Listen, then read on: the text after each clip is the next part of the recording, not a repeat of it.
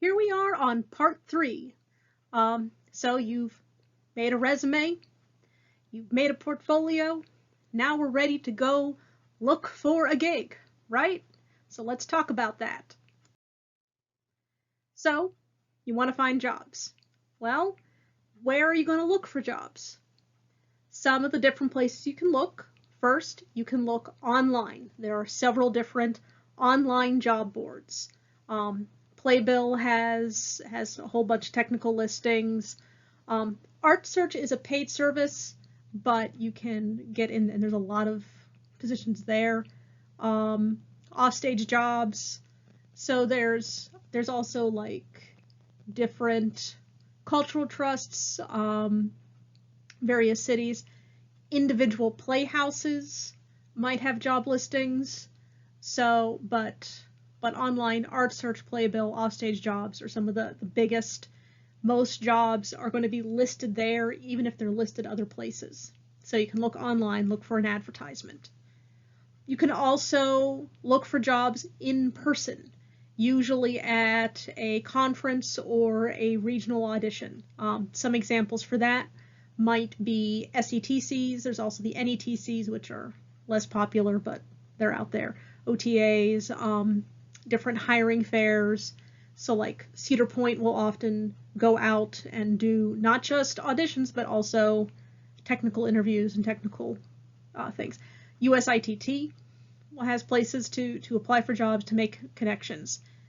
And one of the biggest sources for gigs, flat out, is through networking. I can't tell you how many jobs I've gotten not from looking up an ad online, but from somebody reaching out to me or somebody dropping my name. Your network is one of your best resources for finding jobs. And some network, is kind of obvious through your professors, directors, former employers, absolutely, and the same people you're using as references, right? But the most powerful network that you have, the network that is going to do you the most good as you head out into the world and start making theater and start doing things, I'd say look around, but we're socially distant. But honestly, while your peers aren't necessarily great as references on your resume, the people that you're working with now, the people you're establishing relationships with now as peers, well, they're going to go on and they're going to start a theater company. They're going to direct a show. They're going to write a play. They're going to go get gigs. They're going to go do stuff.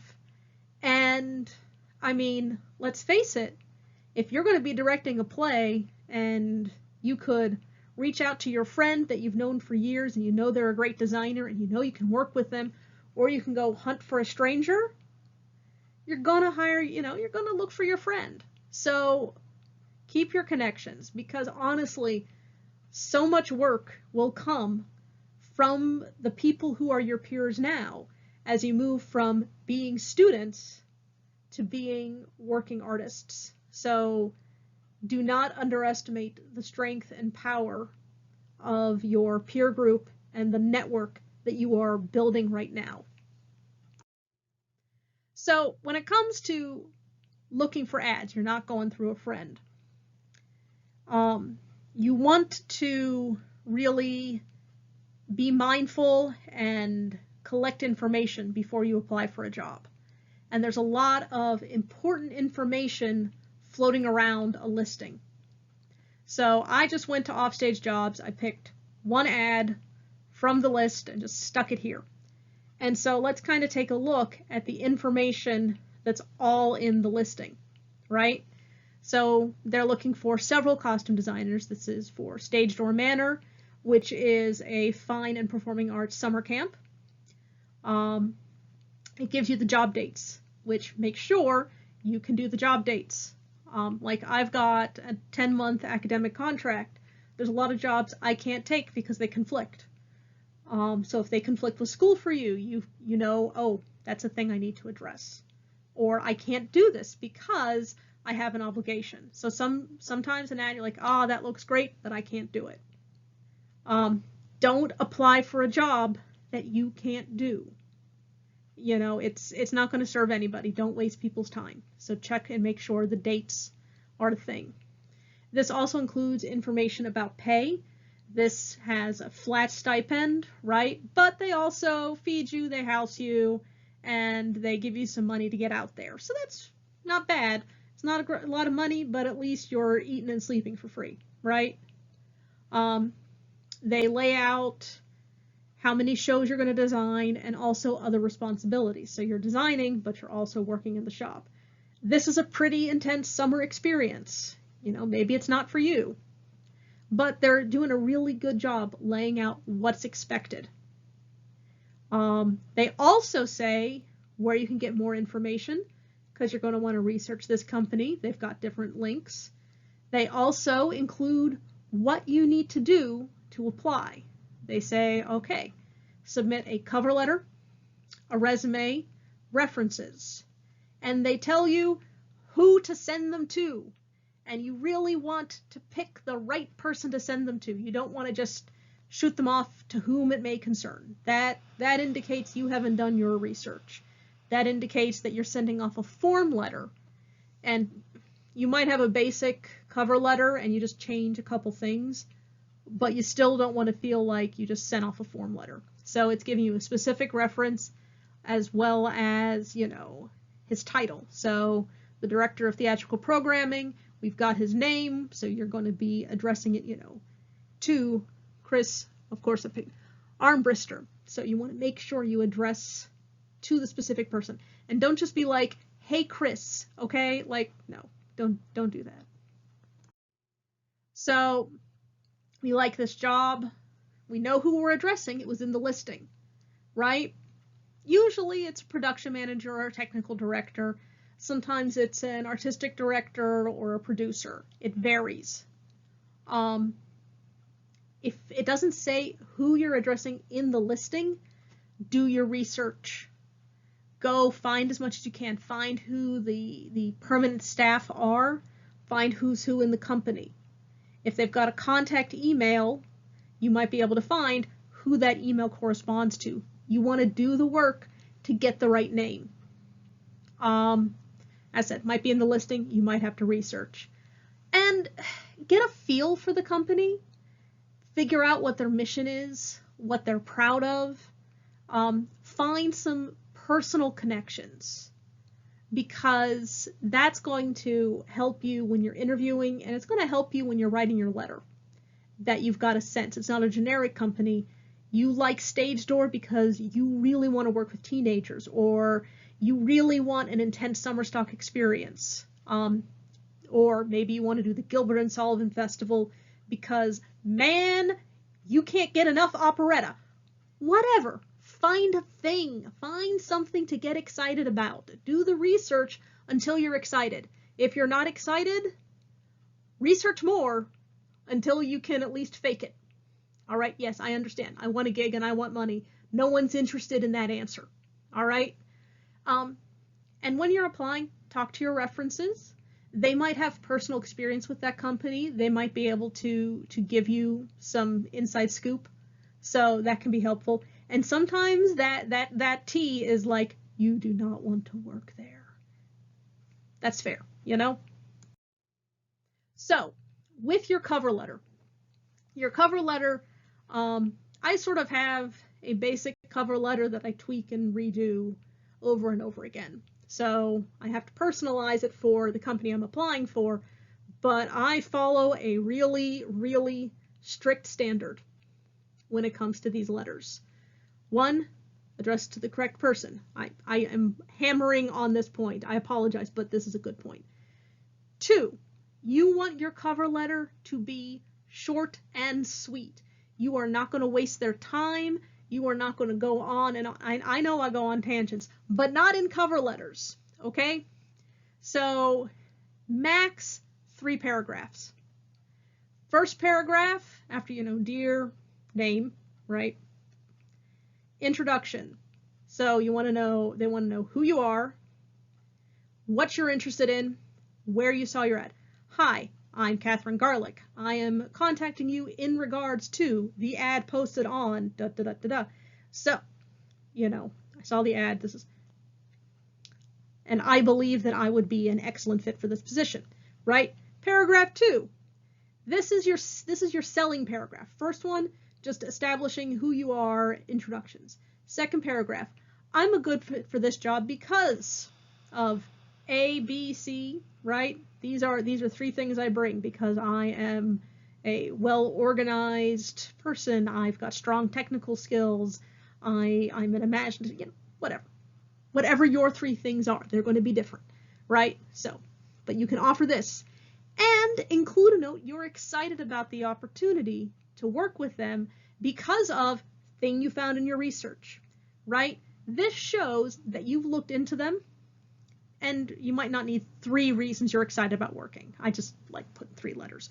But give an indication that they're not generic. You're not generic because you're offering this, and they're not generic to you.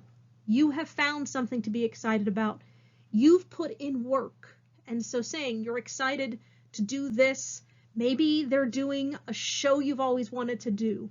Maybe you want to work in Maine. I don't know. But there's something that you're connecting with. But that's paragraph 2. That's it. Paragraph 3, you want to thank them for their time. Thank them for their consideration.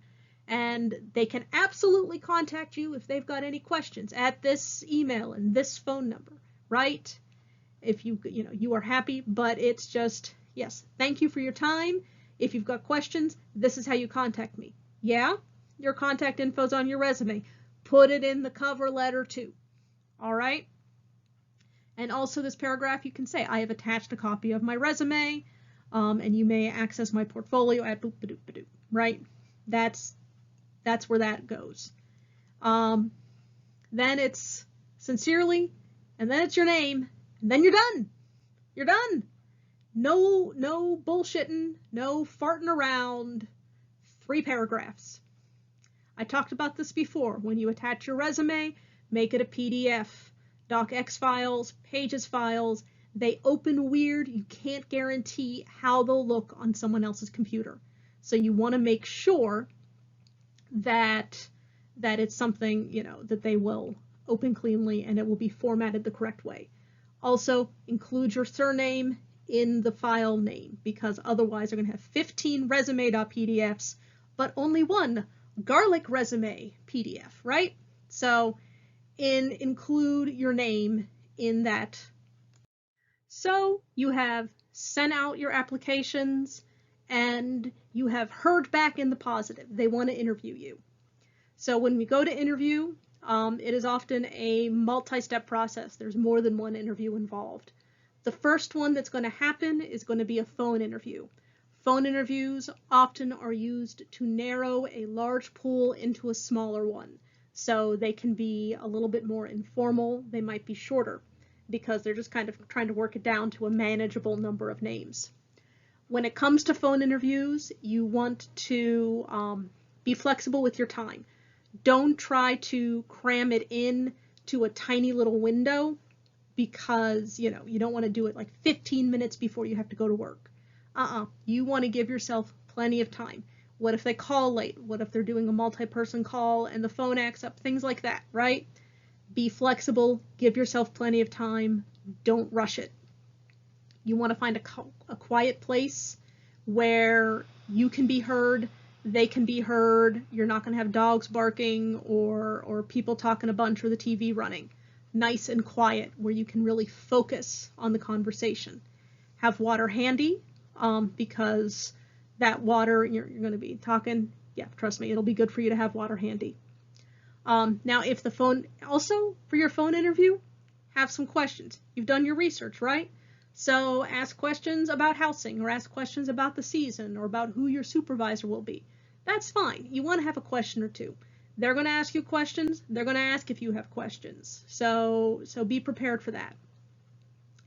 Now, moving on to the second interview. That could be in person or it could be on some kind of video conference. It depends on logistics and locations, and if it's like up in a different state, they might not bring you up there for an interview. But if it's, the neighboring city, you might come in and meet them in person. In person is great because, you can really get your vibe and how you get along. For your interview, you want to dress appropriately. Designers can get away with something a bit more casual than like a suit and tie, but you still want to look really nice and, kind of present your style. Don't wear anything offensive. Don't wear anything with like curse words on, be smart. Dressing for an interview is a whole video in itself, but dress nice. When you go, bring your resume, bring your business cards. You can get business cards dirt cheap at Vistaprint. And then bring your portfolio. Bring a physical portfolio. You're like, but Catherine, you just said digital portfolios.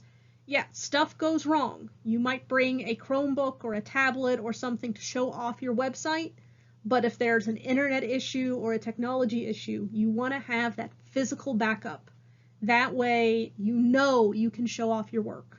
So you've got it might just be a printout, that's okay, but you have a physical backup to your resume, to your portfolio, sorry. And physical resumes. Maybe only the first interviewer has a copy of your resume, the person you emailed. There might be extra people there who haven't yet seen your resume. Sometimes the resumes are really useful reference in the conversation that you have. So bring extra copies, hand them out like candy. Bring business cards, hand them out like candy, right? You want them to be able to contact you. You want them to be able to have a direct reference to your experience and what you're bringing to the table. So bring all of that stuff. After your interview, right, thank them for their time. Always be polite. Always be grateful for the opportunity. And after you head home, shoot a little email to your contact person, thanking them for the opportunity, saying that you enjoyed meeting them, right? Again, being polite. You look forward to hearing from them. And then kind of leave them alone.